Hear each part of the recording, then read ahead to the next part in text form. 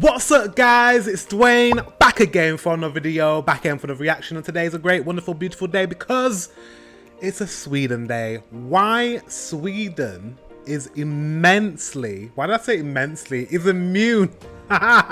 Why Sweden is immune to wars. I don't know where I read immensely. Why Sweden is immune to wars. Without further ado, let's get into this reaction. Look at these maps of wars over the last 200 years in Europe, and you'll see a few countries that clearly didn't participate. And you're probably thinking, neutral nations. Yeah, Sweden, Norway, Denmark, neutral. Netherlands, Belgium, Switzerland, Spain, Albania, Spanish Morocco. Whereas Allied powers, people that always got involved in the early days, Great Britain, France, Russia, Italy, Greece, always warring. Thinking of Switzerland. But Sweden has also been neutral in every conflict since 1814. It might sound odd today, but Sweden was once a powerful empire, and no, I'm not talking about the Vikings. In the 1600s, they once controlled Finland, Estonia, and parts of what is now Germany, Poland, Norway, and Russia. But in 1809, they lost Finland after suffering a massive defeat by Russia. So they decided they were better off not getting involved anymore. They skipped out on the destruction of World War I and somehow avoided getting entangled in World War II, well, kind of. See, they continued to trade with Germany and had to let Nazi troops pass over their land to access Finland. At the same time, they also traded with the Allies and protected some refugees escaping the Nazis, especially the Danish and Norwegian Jews toward the end of the war. So Sweden just basically remained neutral, continued to kind of protect the interests of Swedish people. And I understand why Sweden would do that. I understand why you would do that. I mean, it's a bit like Thailand. I actually learned about Thailand the other day, and that they weren't colonized by the British or the French, even though the French took over like Cambodia, and the British took over, I think it was Laos and India, and they were sandwiched in between. Literally sandwiched in between, but managed to stay neutral in times of war and conflict, and also keep its citizens out of everything. So I understand why, in order to stay not, in order to not be in wars and conflict and not be colonized, Sweden was like, I'm gonna stay out of these things. So I understand, I get it. To show how serious they are about neutrality, official foreign policy documents include the words, quote, non-alignment in peace, aiming at neutrality in war, quote end.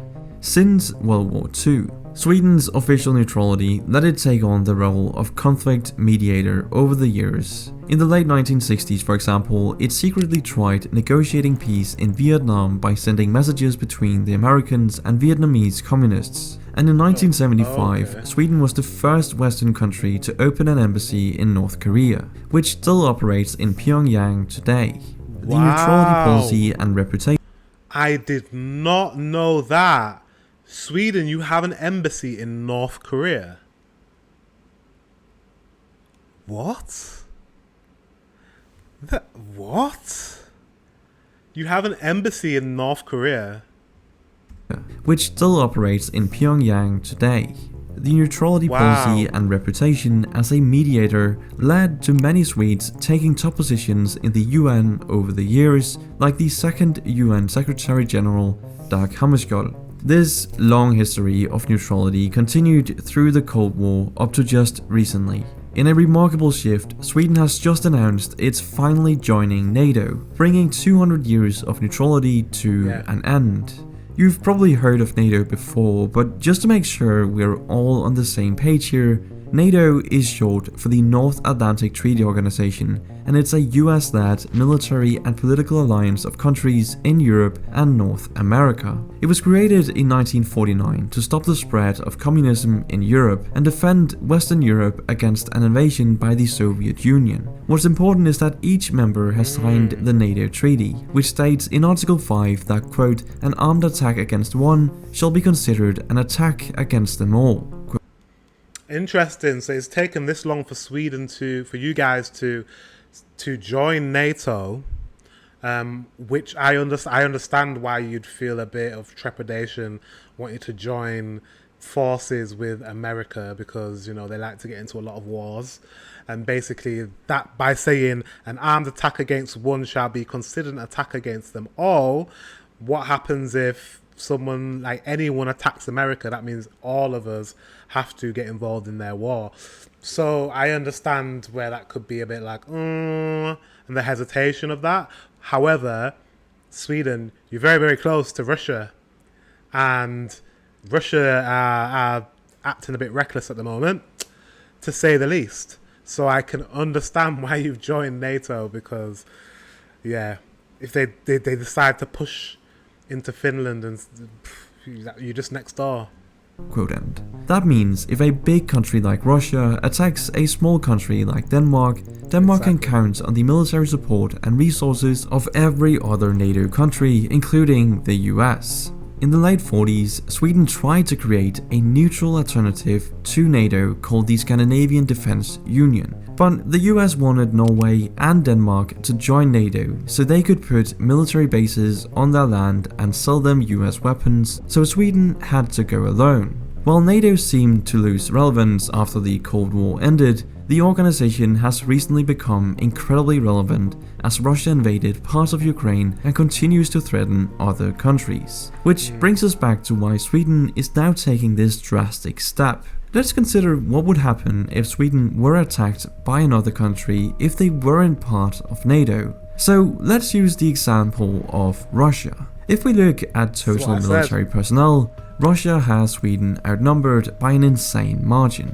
Swedish aircraft and tanks are way outnumbered too, although their naval power is pretty decent since they have more patrol vessels. That's critical since the two countries don't share a land border but are both sitting on the Baltic Sea. According to the Swedish military, the country aims to hold off an invasion for around 3 months. After that, if no one comes to help, they might have to trade their Volvos in for Ladas and start speaking Russian. And while neutrality may seem to work for Sweden, what neutral countries probably don't want you to know is that the whole idea of being a neutral country is kind of impossible to pull off. See, to fend off potential invaders, you need enough strength to credibly defend yourself.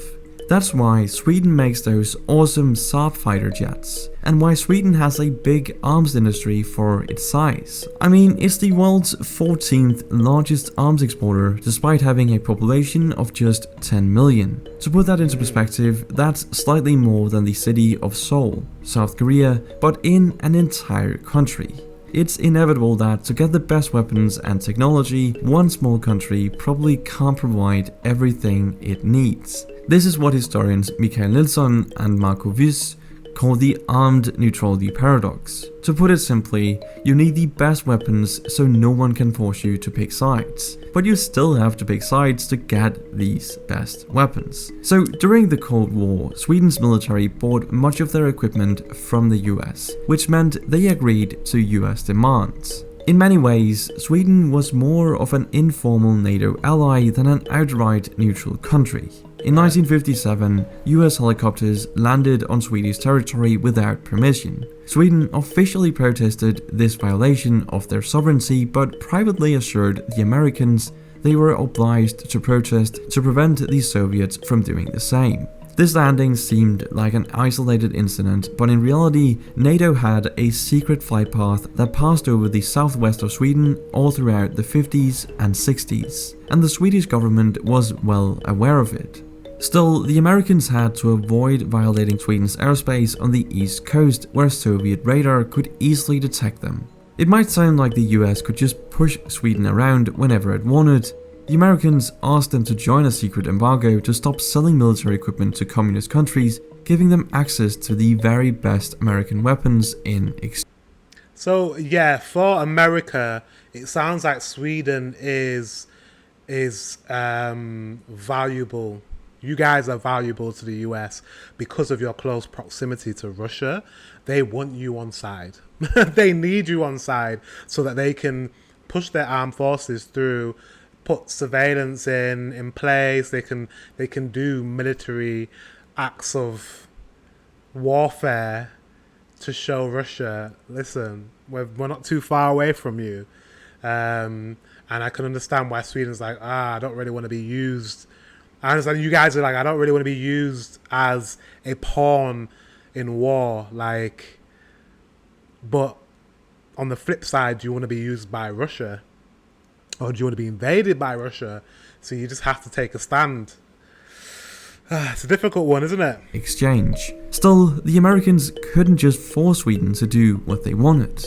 Sweden consented to their actions, carefully balancing the need to appear neutral while ultimately acting in their best interest. The country had bargaining power because they were an important buffer state between NATO and communist countries. Sweden maintained some level of neutrality for a long time, only officially inching closer to NATO in the past decade. But why remain neutral if it's more for appearances than reality? Well, maintaining the status quo helped Sweden avoid provoking the Soviet Union. Once the Soviet threat disappeared, the question was less whether Sweden should maintain its neutrality than why it needed to have such a big military at all anymore. After the Cold War ended, joining NATO wasn't even on their radar. Sweden actually shrank its military and focused on UN peacekeeping missions abroad, continuing to build on their peaceful image to promote human rights and democracy. When the country joined the EU in 1995, it technically joined a military alliance, but the EU didn't offer much protection compared to NATO. That's because the EU's cooperative defense missions are only outside Europe, and EU military support would require all EU members to agree before sending any help. By 2010, Sweden abolished the draft, and young Swedes no longer had to serve time in the military. The end of the Cold War meant other changes for Europe, like the end of the communist regimes in the East. Poland, the Czech Republic, and Hungary were once members of the Warsaw Pact, the Soviet answer to NATO. But in 1999, they happily joined NATO. The Baltic countries, sitting right on Russia's doorstep, joined in 2004. NATO actually tried to collaborate with Russia on security during the 2000s, but we probably didn't realize how much NATO's expansion alarmed Vladimir Putin until the invasion of Crimea in 2014.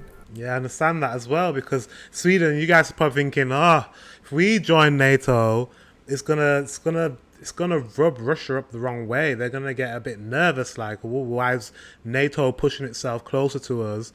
You know, it's a statement in itself by you guys joining NATO. It's showing Russia, okay, right, they're pushing ever close to us, and because they've invaded or tried to invade Ukraine, you guys joining NATO. Wait, did you join NATO beforehand? No. I think you joined it after the Ukraine crisis. That's probably making them feel a bit even more over you guys joining, because they're like, well, they might try and invade us. You guys might try and invade us. You might send surveillance and ships and planes over Russia and bomb Russia. If I was Russian, a governmental figure, my eyes would be on the prize. My eyes would be on Sweden and being like, why are you guys joining? Is Finland part of NATO? Let me know in the comment section. Because even that... Okay, Google, is Finland part of NATO? According to Wikipedia, Finland has been a member of the North Atlantic Treaty Organization, NATO, since the 4th of April 2023. Wow. I also found an answer to this question. Is Finland now in NATO? Do you want to hear? Wow. No.